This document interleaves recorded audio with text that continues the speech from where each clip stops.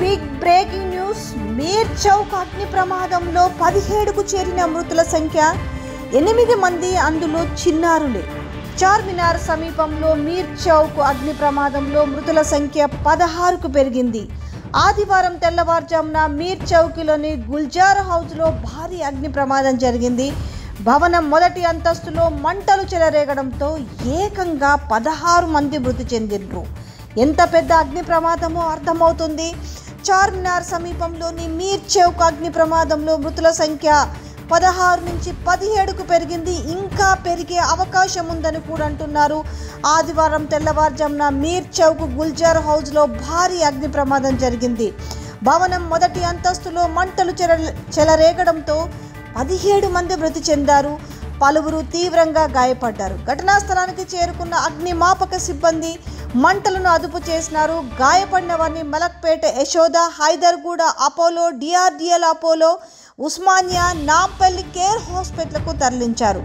ఘటనా స్థలంలోనే ముగ్గురు మరణించగా మిగిలిన వారు దవాఖానలో చికిత్స పొందుతూ మరణించారు.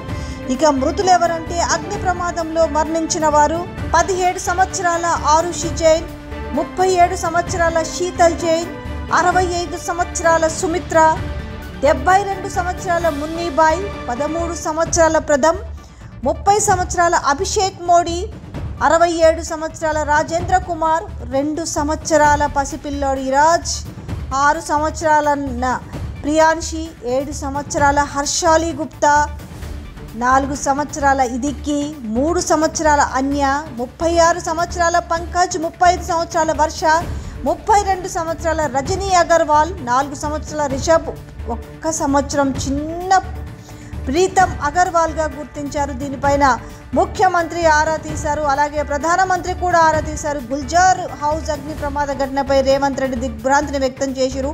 మంటల్లో చిక్కుకున్న వారిని కాపాడేందుకు అవసరమైన అన్ని చర్యలు తీసుకోవాలని అధికారులను ఆదేశించారు. పోలీస్, ఫైర్ విభాగం చేపడుతున్న చర్యలను ఎప్పటికప్పుడు అడిగి తెలుసుకున్నారు. గాయపడిన వారికి వెంటనే హాస్పిటల్కు తరలించి మెరుగైన సహాయం అందించాలని, బాధితులకు అండగా ఉంటామని చెప్పారు. ఏది ఏమైనప్పటికీ ఎంతమంది చనిపోయారనేది మాత్రం ఇంకా అధికారికంగా తెలియాల్సి వస్తుంది. ఇంత పెద్ద అగ్ని ప్రమాదము అయితే మరొక వైపు ఈ వరుస అగ్ని ప్రమాదాలు జరుగుతున్న చర్యలు తీసుకోవడంలో ప్రభుత్వం విఫలమైందని మాజీ మంత్రి హరీష్ రావు ఫైర్ అయిండ్రు. మంటల్లో చిక్కుకున్న కుటుంబాలకు కాపాడేందుకు అవసరమైన అన్ని చర్యలు కూడా చేపట్టాలని, శిక్షితగాతులకు మెరుగైన చికిత్స అందించాలని కూడా కోరడం జరిగింది.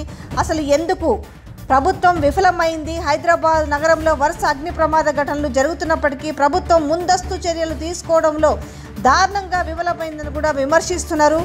వేసవి కాలంలో అగ్ని ప్రమాద నివారణకు ముందస్తు వ్యూహం అనుసరించకపోవడము ప్రభుత్వ నిర్లక్ష్యమని మండిపడ్డారు.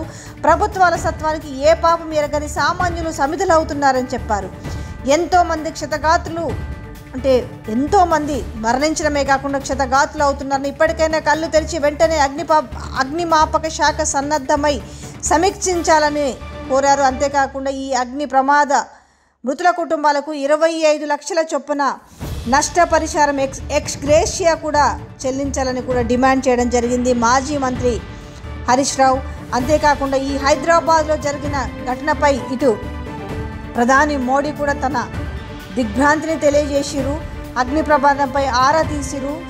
వాళ్ళందరికీ కూడా 50,000 చొప్పున ఎక్స్ గ్రేషియా కూడా ప్రకటించారు.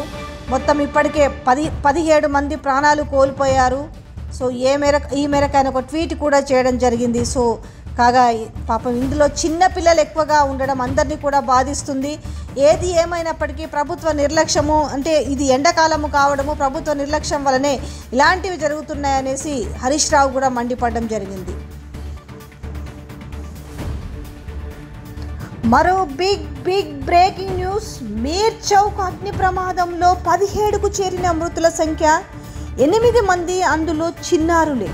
చార్మినార్ సమీపంలో మీర్ చౌక్ అగ్ని ప్రమాదంలో మృతుల సంఖ్య 16కు పెరిగింది. ఆదివారం తెల్లవారుజామున మీర్ చౌక్లోని గుల్జార్ హౌస్లో భారీ అగ్ని ప్రమాదం జరిగింది. భవనం మొదటి అంతస్తులో మంటలు చెలరేగడంతో ఏకంగా 16 మంది మృతి చెందిండ్రు. ఎంత పెద్ద అగ్ని ప్రమాదమో అర్థమవుతుంది. చార్మినార్ సమీపంలోని మీర్ చౌక్ అగ్ని ప్రమాదంలో మృతుల సంఖ్య 16 నుంచి 17కు పెరిగింది. ఇంకా పెరిగే అవకాశం ఉందని కూడా అంటున్నారు. ఆదివారం తెల్లవారుజామున